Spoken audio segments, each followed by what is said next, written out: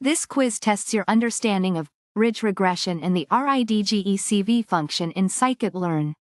We'll explore how RidgeCV handles the regularization strength, ALPHA, and its impact on model performance. Get ready. I'll explain why this statement is false. RidgeCV does use default ALPHA values if you don't provide your own. However, these default values don't guarantee finding the absolute best ALPHA. The ideal ALPHA depends on the dataset. The defaults might miss it. This is incorrect. A large ALPHA actually does the opposite. It makes the model simpler by heavily penalizing large coefficients. This can lead to underfitting, high bias, rather than overfitting. Think of it as shrinking the model too much. It's too simple to capture the data's true patterns. This is the instruction to identify the correct statement. This requires understanding each option's implication. The key is to understand RidgeCV's function and how ALPHA impacts model complexity and generalization. A wider range of ALPHAs increases the probability of finding a better one, but it doesn't guarantee it. The best ALPHA is dataset dependent. Expanding the range excessively could be computationally expensive without significant improvement. This statement is true. RidgeCV uses cross-validation to find the best ALPHA from the list you give it. It cleverly searches through those options and finds the one that minimizes prediction errors using cross-validation. I'll explain how the RidgeCV algorithm works. First, you feed it your data. Then, you provide a list of alpha values. These control how much the algorithm shrinks the regression coefficients to prevent overfitting. The magic happens with cross-validation. RidgeCV systematically tries each alpha value, assessing its performance using multiple splits of the data. It picks the alpha that gives the best average performance across these splits. Finally, RidgeCV trains a final ridge regression model using the winning alpha value. These are different strengths of regularization that you give to RidgeCV. Each alpha value represents a different amount of penalty applied to the model's complexity. A higher alpha means stronger regularization. It pushes the model coefficients closer to zero.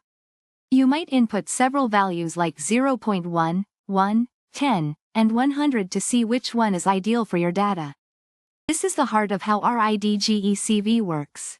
For each alpha value that you feed it, RidgeCV performs cross-validation.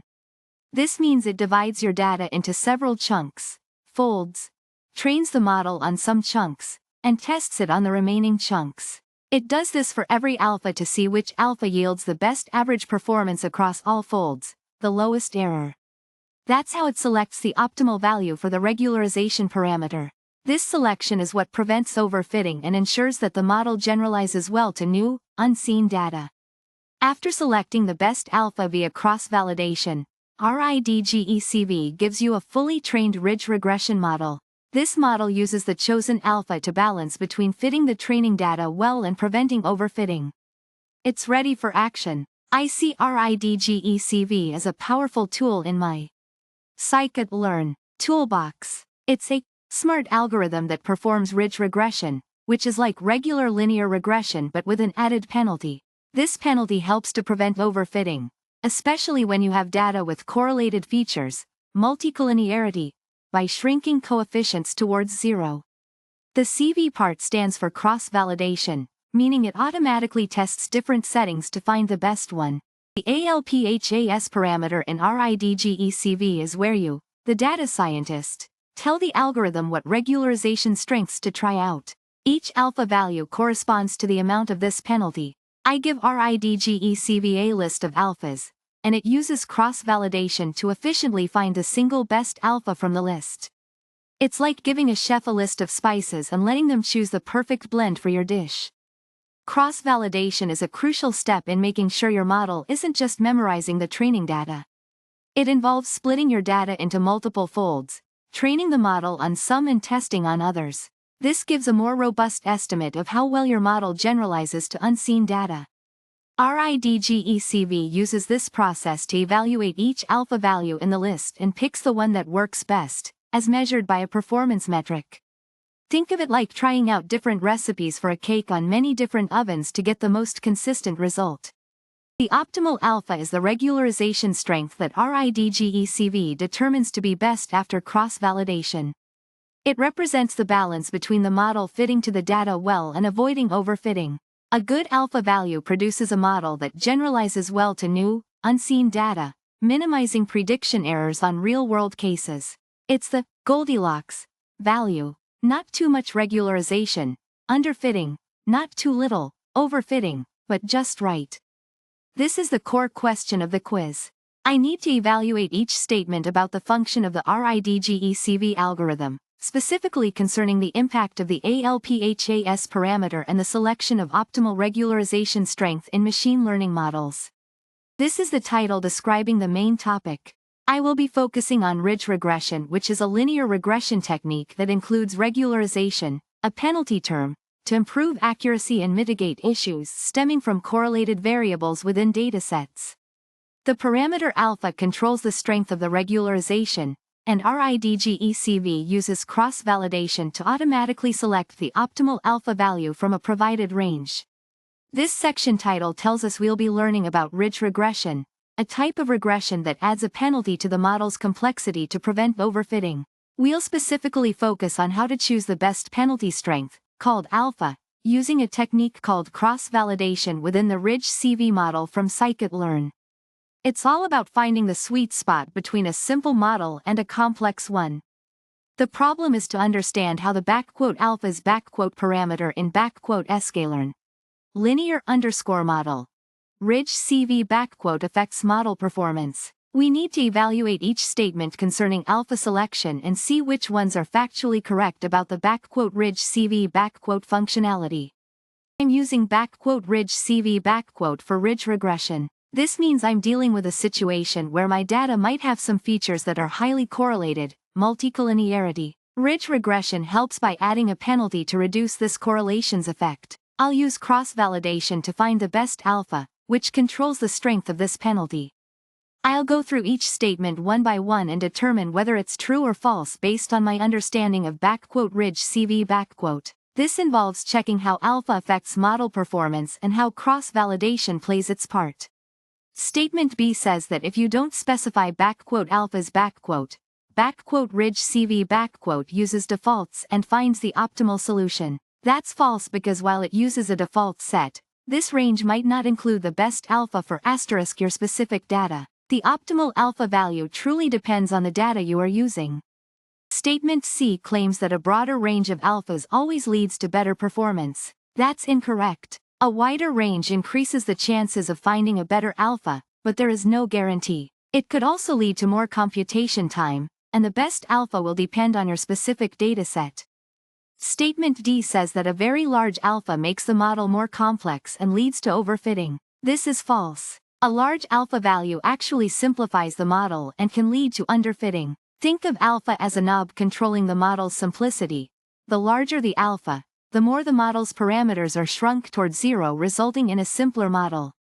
This is a multiple-choice question about the RidgeCV function in the Sklearn library, specifically how it handles the regularization parameter alpha and how different alphas affect model performance.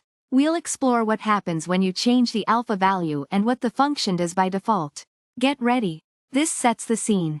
I'm using RidgeCV, a tool that helps me find the best fit for my data while avoiding overfitting, especially when my data has issues like multicollinearity, where variables are too similar. I'll test different alpha values, which control how much I penalize complex models, checking each with cross-validation to ensure I'm not just memorizing the training data. The core concept here is to avoid overfitting the model. This statement is true. RidgeCV does exactly that. It takes a list of alphas I give it and uses cross-validation to find the alpha that gives the best results on unseen data. This is false. Although RidgeCV uses default alphas if you don't provide your own, there's no guarantee that those defaults will be perfect for your specific data.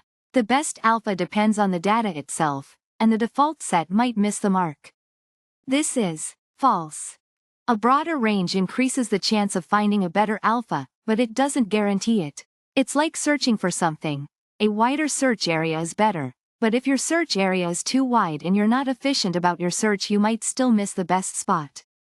This statement is false. A very large alpha actually makes the model simpler.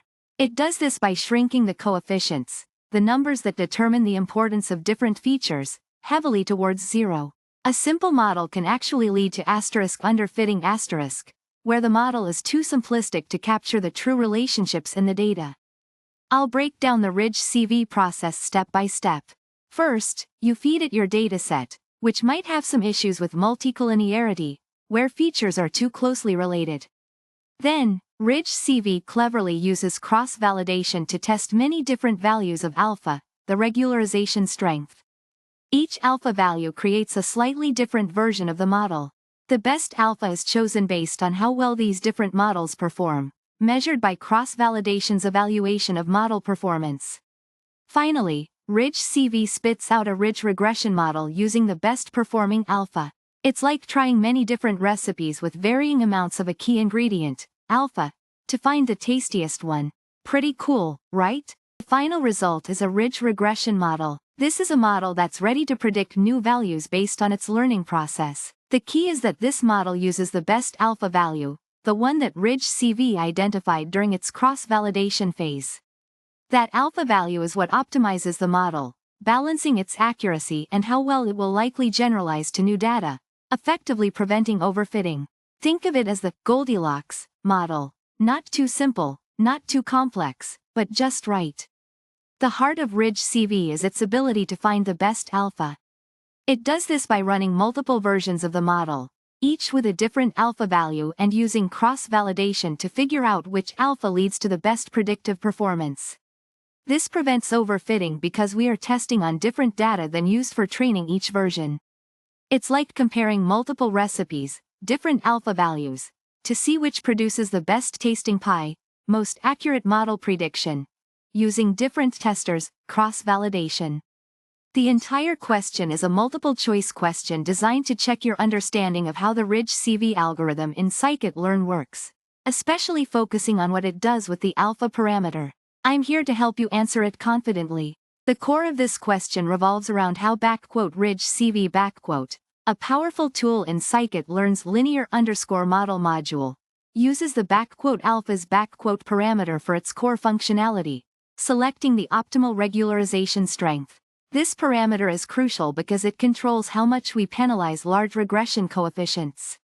It balances the fit to the training data and the ability to generalize well to new data. A smart choice of alpha prevents overfitting and underfitting. This sets the scene. I'm using a specific machine learning technique called ridge regression, implemented via RidgeCV from the scikit-learn library, Sklearn. The problem is that my data might have multicollinearity, features are highly correlated, which is why ridge regression is helpful. I'm doing this with cross-validation to find the optimal value for alpha, a key parameter controlling how much the model is regularized. The process starts with the input. This is your dataset, which is assumed to have the issue of multicollinearity. This means that some of the variables in your dataset are strongly correlated with each other. This can cause instability in simple linear regression models, and that's why we use ridge regression. The core of the approach, cross-validation, is used to test different values of alpha. Each alpha is used to train and test the model, generating an accuracy score. The best alpha value, the one yielding the highest accuracy during cross-validation, is selected.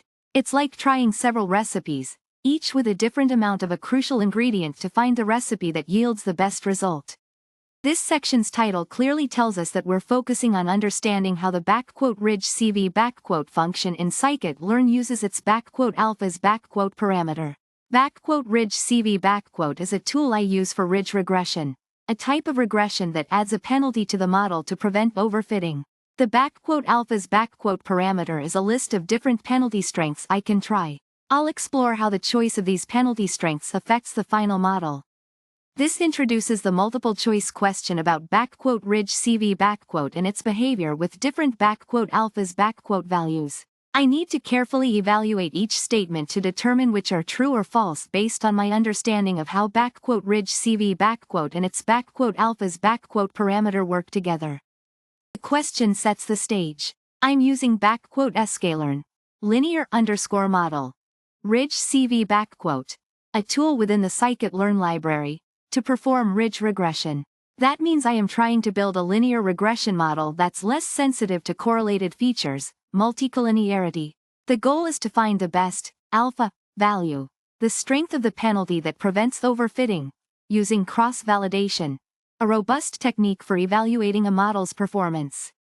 Statement A says that RidgeCV automatically picks the best alpha from the ones I give it. That's exactly what RidgeCV does. It uses cross-validation to find the alpha that gives me the best performance.